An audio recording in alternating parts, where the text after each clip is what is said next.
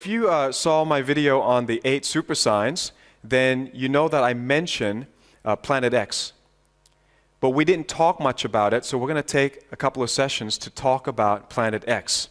You may have heard of it, you may not have heard of it, doesn't matter, because today will be an introduction to the search for Planet X.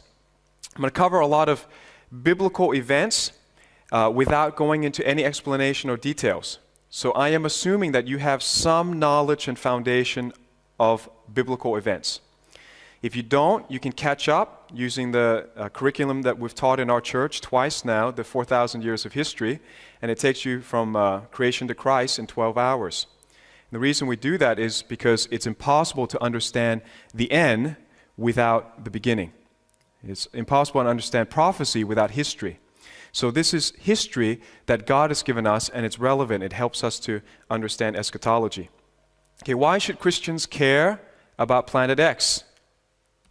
I want to give you an introduction to the planets for those who don't know astronomy. Then we're going to give you an introduction to miracles to those who don't know theology. Then we're going to combine the two to understand biblical, what I call biblical astronomy, or scientific miracles. Does that sound fun and interesting? I hope so. I hope you'll be paying attention the whole time, because it will all come together at the end. This is one of those messages where you really need to see the pieces come together. So stick with it. This is not one of those videos you want to watch for just like 5-10 minutes. You want to just pay attention the whole way. All right, let's go to the planets. There are 6 planets that are visible to the naked eye. Therefore, they were never discovered because they've been known since ancient times. Mercury, Venus, Earth, Mars, Jupiter, and Saturn. The 7th planet was discovered in 1781 and was given the name Uranus. Uranus is the creator god in Greek mythology, and I think these numbers are all significant. Okay? The meaning of numbers are covered in my book, The Divine Code. 7 is the number of God. And the first planet to be discovered was the 7th planet. It's like the fingerprint of God there that He wants to be discovered. He's made things to be discovered, including Himself. He's not trying to make it difficult. But Uranus was discovered in 1781, and scientists found something strange. Uranus was not behaving according to their mathematical models or their expectations. It was perturbed. So a scientific term I want to teach you is perturbation, which means the complex motion of a body subject to forces other than the gravitational attraction of a single other massive body. In other words, the motion is not simple, it's complex. Therefore, it hints at other forces tugging at it. What would you do if you didn't understand the behavior of a planet? I can think of 3 options. Number 1, would you say, Uranus, you're wrong?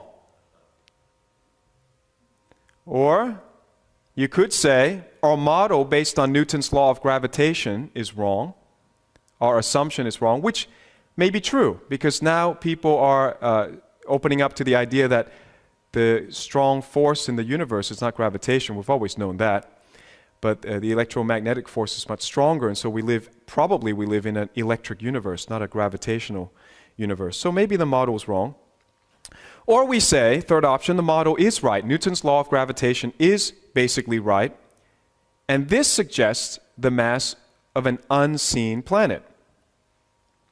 And so the 8th planet, Neptune, was discovered in 1846 because scientists took the third option. Neptune's discovery was a vindication of Newton's law of gravitation, although it doesn't explain everything. And sometimes I wish people would treat the Bible with the same wisdom that we do the planets. What do I mean by that? The Bible is something to be discovered. It's something to be mined. It's not something that you read once and you can just say, you know what, I basically know the Bible. For instance, what would you do if you didn't understand a verse in the Bible? Would you say, Bible, you're wrong? A lot of people say that. Or you could say, my understanding of the Bible must be wrong. Or third option, there is another verse waiting to be discovered, tugging on this verse. Give you an example. In Luke chapter 14, verse 26, Jesus said, "If anyone comes to me and does not hate his father and mother, wife and children, brothers and sisters, yes, and his own life also, he cannot be my disciple." And a lot of people read that and they feel perturbed. They think, well, what's wrong with this? Is God teaching Christians to hate their parents? Well, what do you need to do? Instead of accusing the Bible is wrong, you say, I need to put this in the context of other verses. For instance, Jesus said in Matthew chapter 10, verse 37, "He who loves father or mother more than me is not worthy of me. And he who loves son or daughter more than me is not worthy of me." So the word hate obviously has to be put into that context. It just simply means to love someone more than. You go to John chapter 19, verse 26 to 27, you find the heart of Jesus. What was he like? Was he a mother hater? Did he dislike his parents? Of course not. When he was suffering excruciating pain on the cross, he didn't think about himself like most of us would. Look at what Jesus said. When Jesus therefore saw his mother and the disciple whom he loved standing by, he said to his mother, "Woman, here's your son." In modern English, "Here's your son." Then he said to the disciple, "There's your mother." And from that hour, that disciple took her to his home. So John basically adopted Mary as his mother and took care of her until the end of her life. So what was Jesus really saying in the first verse that we read? Simply put, God must be number one. See, some people use their love for family as an excuse to not come to church. Don't do that, Jesus is saying. Some people are willing to give money to their parents or to their children, but not to missions or God's work. And Jesus is saying, put God first, and then you can still do the rest. Amen? But God deserves to be number one.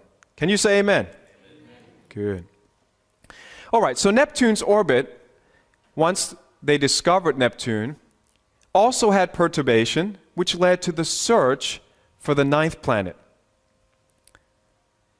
There it is. The 9th planet, Pluto, was discovered in 1930. However, as you all would have heard, back in 2006, Pluto was demoted, too small, and now we call Pluto not a planet, but a dwarf planet. So there remains 8 planets. This is what our current model of the solar system looks like. 8 planets, and then 5 dwarf planets, named Ceres, Pluto, Makemake, Haumea, and Eris, which is the farthest, but the biggest one. Okay, so if you didn't know that that's where we live, this is our home. We live in the solar system, and this is what it looks like to us currently. Happy? Didn't lose anyone? Good, all right. So then the search continues. Based on real hardcore science, we have found some planets out there and planetoids, dwarf planets, but we haven't accounted for what is perturbing Uranus and Neptune.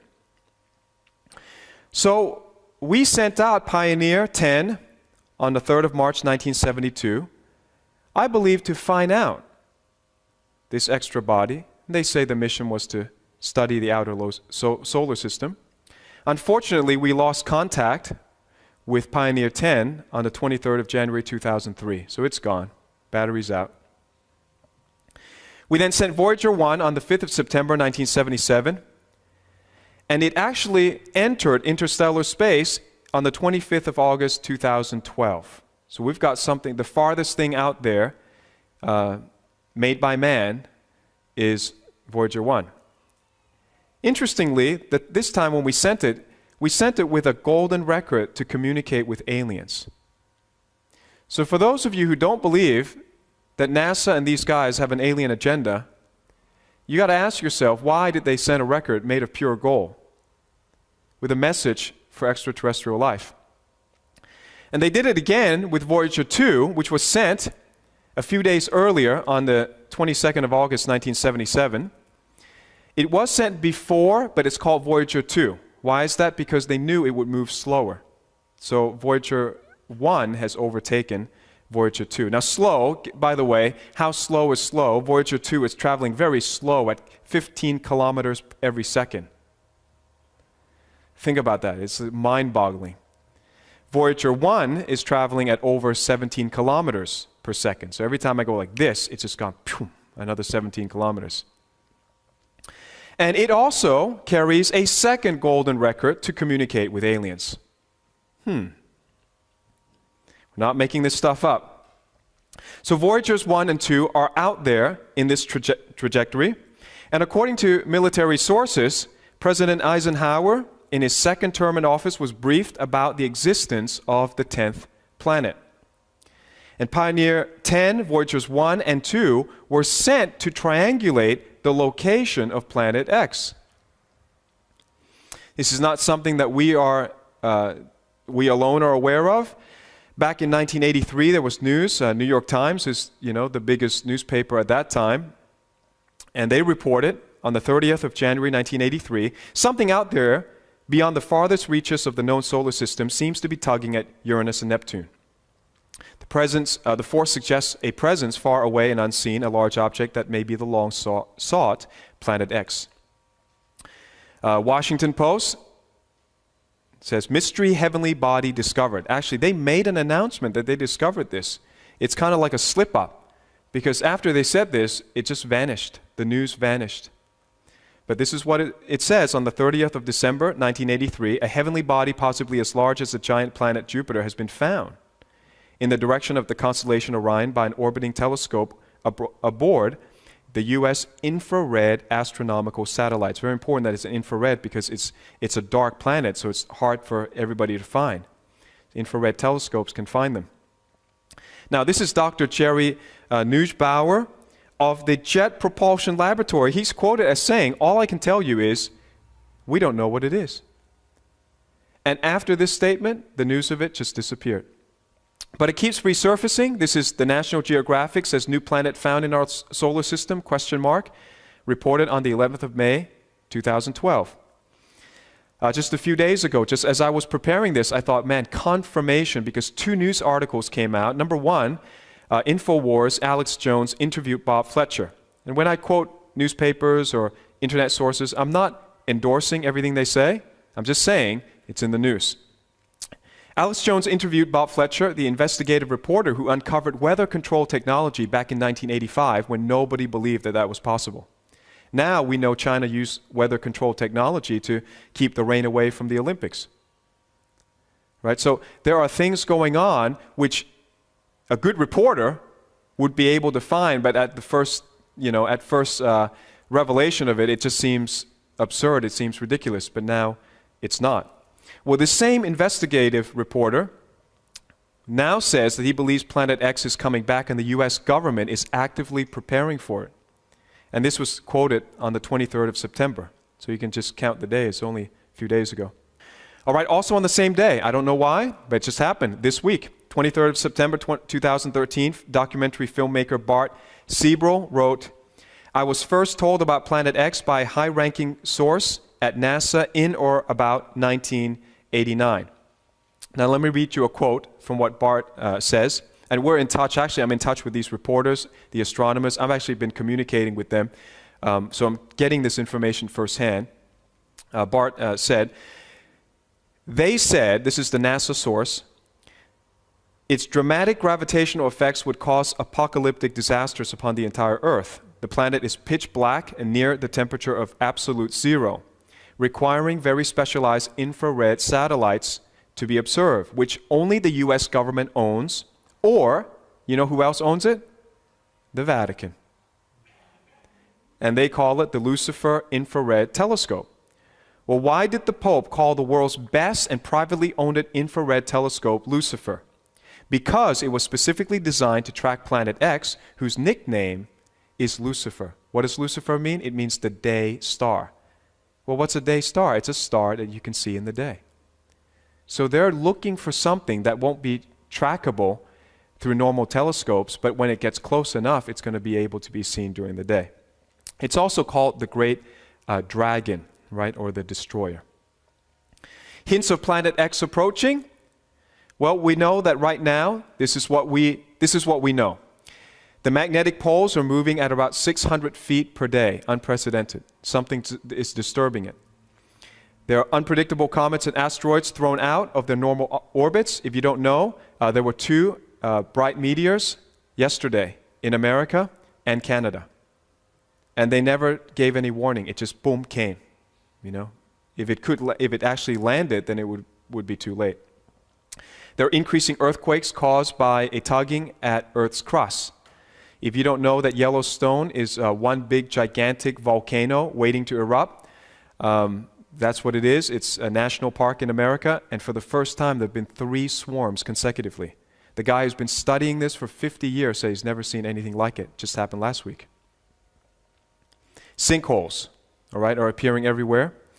There's a release of underwater methane, which is a toxic gas that may be responsible for killing all the sea creatures that we keep seeing washed up, on the news. And then the government is buying up ammunition and giving police armored vehicle, it seems in preparation for martial law, the U.S. government. And there's U.S. $9 trillion missing in what are so-called black budgets. And I watched this. This is a real hearing in Congress. U.S. Representative Alan Grayson questioned the Fed Inspector General Elizabeth Coleman on where the $9 trillion of off-balance transactions have gone. And she just danced around for a long time like she didn't have to answer anybody. And her reply was absolutely audacious. She said, "We have no jurisdiction to investigate the Federal Reserve's transactions." And she's the Inspector General. That means she's the head inspector of the balance sheet. And she can't account for $9 trillion. And so what the conspiracy theorists say, and this is certainly food for thought for them, I'm not saying I subscribe to it, but what they're saying is it seems like the U.S. is funneling government money to build something. I mean, what would cost $9 trillion to build? Well, there are reports of huge underground bunkers and subterranean networks being built all throughout the United States. The question is, what for? Now, here's the official statement from NASA. NASA absolutely denies that there's any, doomsday. We know that's wrong because we believe the Bible, but let's take their word. They say, people have been decrying the end of the world for hundreds of years to no avail. This is NOLA read on May 2012. Of course, that sounds a lot like 2 Peter chapter 3. Peter said 2,000 years ago, knowing this verse, that scoffers will come when? In the last days, walking according to their own lusts and saying, where is the promise of his coming? So we know that they're going to say that already, and then they say it, which fulfills prophecy. They don't even know it. And realize that not everything that comes out of NASA's mouth is gospel truth. They're the same people that believe that life on Earth came from Mars. Okay, so not everything that NASA says is real science. NASA has a strong alien agenda. The search that they're on is not merely for life on other planets, like, if you discover microbes or grass or, dandelions or something on another planet, that would be amazing, wouldn't it? But that's not what they're looking for. They're not looking for grasshoppers. They're looking for extraterrestrial creators. So millions of dollars are spent in vain on what's called astrobiology to convince people that God did not create us. Beware of the expert fallacy. Such things as global warming. What is expert fallacy? Well, it could mean 2 things. Number 1, assuming someone is an expert who's not, such as a celebrity or a politician. And here Al Gore, who has no scientific background, claims to be an expert on global warming. Number 2, the expert fallacy means assuming experts are never biased or dishonest. If you think about it, in science, the experts are often motivated by funding. Therefore, experts have more to lose, far more to lose, than amateurs by adopting unorthodox views. In fact, unorthodox views are usually considered competition to them. And so they, as peers, would review out any competitive ideas from the science. So, global warming, I've been saying for a long time, don't believe it. God didn't make the earth to be destroyed by man. Man is not that big to destroy it.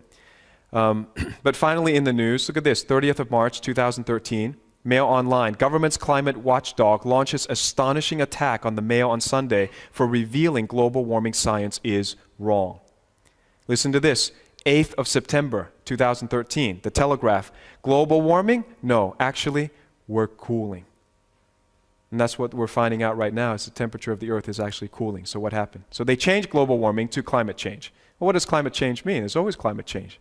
Climate's changing all the time. Every time there's summer, some of the ice caps are going to melt. You take a photo of ice caps melting, doesn't mean anything. Every summer it melts.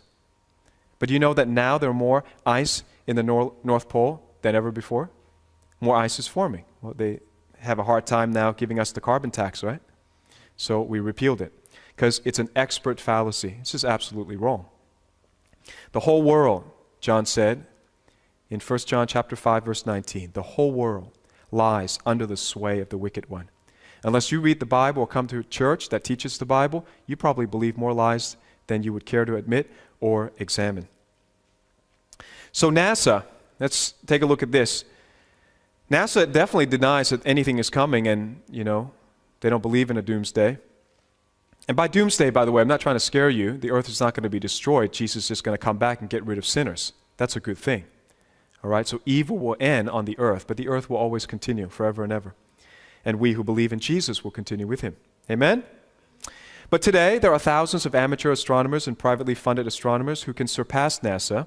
In fact, David Morrison, the senior scientist at NASA Astrobiology Institute, acknowledges, quote, NASA and the government gets most of their information from these outside astronomers, not the other way around. So don't just dismiss someone because they're not NASA. Did you know that a musician discovered, an amateur astronomer, a musician, discovered Uranus in 1781? A Canadian writer, David Levy, discovered 22 comets, including the one that bears his name, Shoemaker-Levy 9, that struck Jupiter in 1994. A construction manager named Thomas Bopp co-discovered the comet Hale-Bopp in 1995. 2 Russian astronomers discovered comet Ison, which is what we're expecting on Hanukkah, right? That's in the 8 super signs. Australian amateur astronomer discovered the sudden flash on Jupiter in 2009. That's still a mystery. We don't know what that flash was. It was like it just gave a signal out. I like this one the most. This is a fellow minister, the preacher of the gospel. Australian retired minister Robert Evans uses his photographic memory to spot new lights in the sky. He holds the world record for discovering supernovas, 42 so far. He uses a 12-inch telescope on his back porch. He has also written 7 books on Christian revivals in Australia, New Zealand, and the Pacific Islands. How cool is that? Amen? And here's another cool guy, Gil Broussard. He's a Christian amateur astronomer, and we've been communicating a lot, and he's been studying the evidence for Planet X by combining our knowledge of astronomy with the Bible. And Planet X could account for more than the orbits of the outer planets. It may also account for the anomalies that we find in the solar system and some biblical miracles. And that's what we're going to cover in the next session. As I promised, we're going to talk about biblical miracles, and then we're going to tie it all in to what it means for us. Right, if you like astronomy, check out A Christian Look at Astronomy, Aliens, and UFOs. There's a lot more that we teach that we haven't covered. And also you might like Nephilim, Aliens, and the Last Pope. It's not as bizarre and strange as the title sounds, but it is extremely interesting.